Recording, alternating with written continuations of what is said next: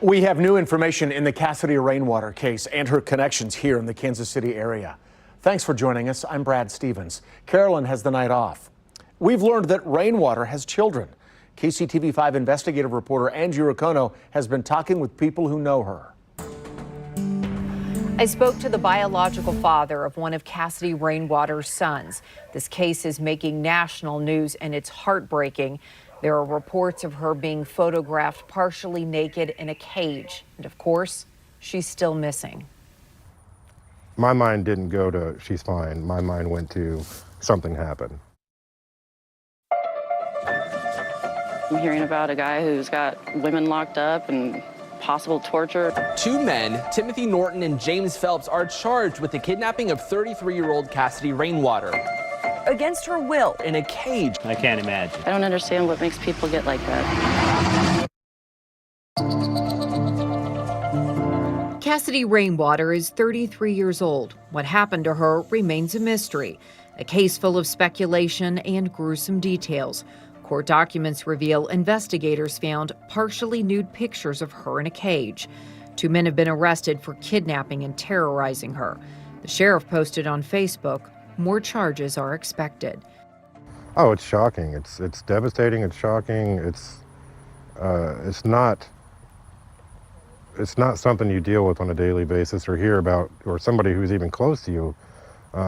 It's just it's a crazy world we live in, and I can't even process the feelings right now, to be honest with you. We met Ben. We agreed to conceal his identity.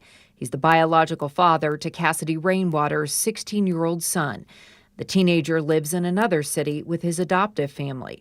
They recognize the case and the connection to their family. They were the ones who informed me. Ben says the adoptive family is trying to shield Rainwater's biological son from the case. Ben says he normally talks to Cassidy every once in a while due to their connections, but she dropped off the grid. He was trying to help. She was in a bad way. Like at that time, I'm pretty sure she was homeless, and she and I were talking. It was just like, come to Kansas City. We'll get things figured out.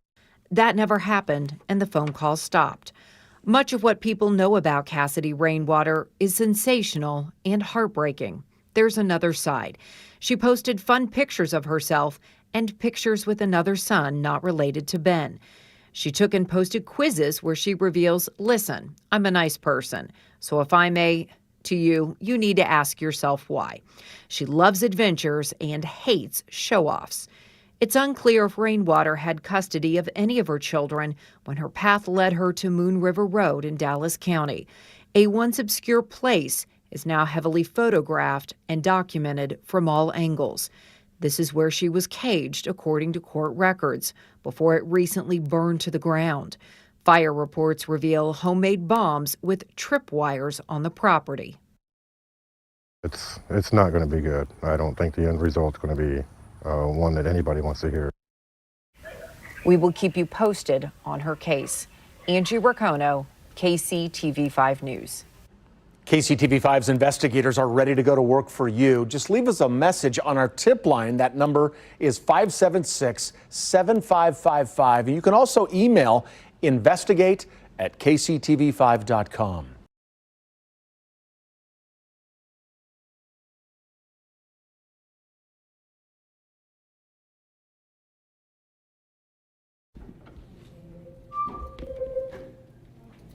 Mr. Norton, can you hear me? Yes, ma'am. All right, very good then. Your attorney, Mr. Twytle, is present here in the courtroom, as is the state's attorney, Mr. Barker, and Mr. Norton.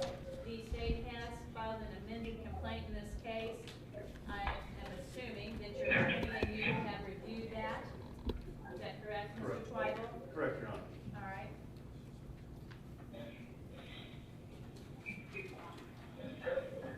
And so, Mr. Norton, you're aware then that the amended complaint charges you with a Class A felony of murder, first degree, with a Class B felony of kidnapping, first degree, and also with a Class E felony of abandonment of a corpse. You have 3 counts pending against you at this time, sir. The court intends to set this for preliminary hearing absent an objection from either the state or from the defense counsel. No objection, Your Honor. We would just waive formal reading into your pleas of not guilty to be amended. Yes, sir. Fine.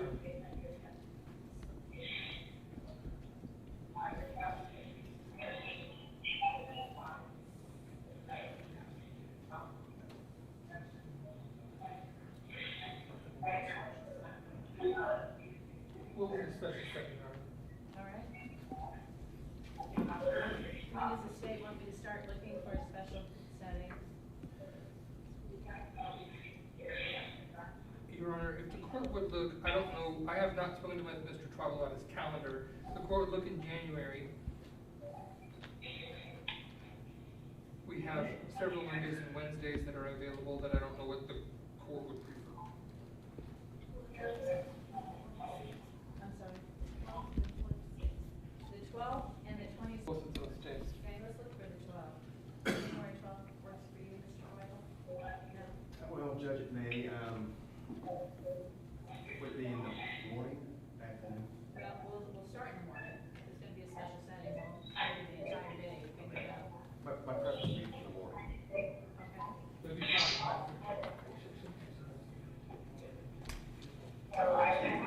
I've got trials set the afternoon in different counties, but You know, because we're not gonna, take a continuance and you can go to a different county.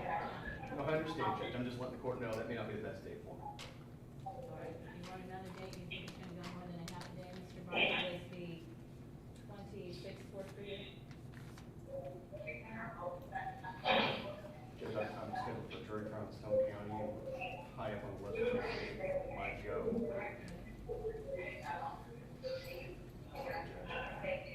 January 6th open, if you gentlemen have that.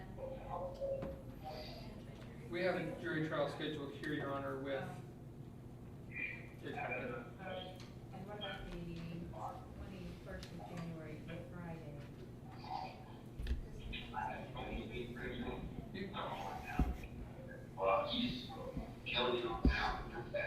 You have several judges in court that day.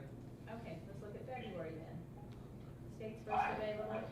We have a lot of availability in February. The 2nd is available for the state. Okay, The 4th. February 2nd, I'm wide open. February 2nd. Please, Judge.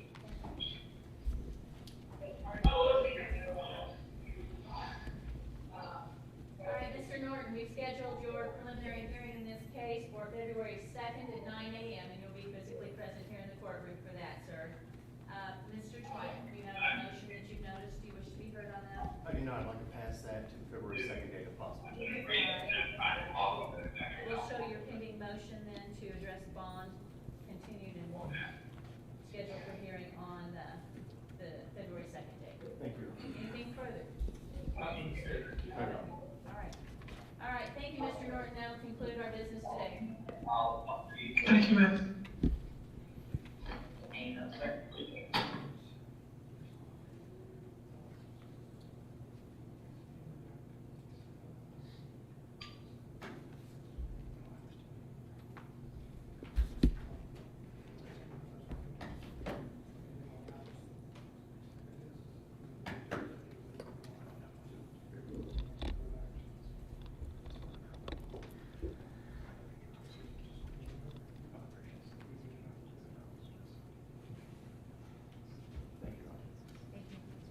Oh, let me pass some more stuff. I do, but I just want me to go back to the corner classroom.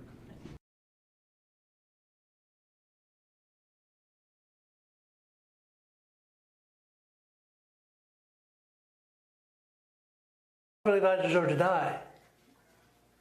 And I'm ready for that. Timothy Norton said those words just moments after the end of his court hearing in Dallas County. Until now, he'd been in the Greene County Jail, separate from the other murderer in this case, James Phelps. Even by accident, it's not right to take a life. Everybody harps at me, I'm a monster, I'm a monster, I'm a monster. They don't know who I am. Cassidy Rainwater was reported missing in August of 2021 by a family member. They traced her to James Phelps' house on Moon Valley Road, where they found Rainwater's body.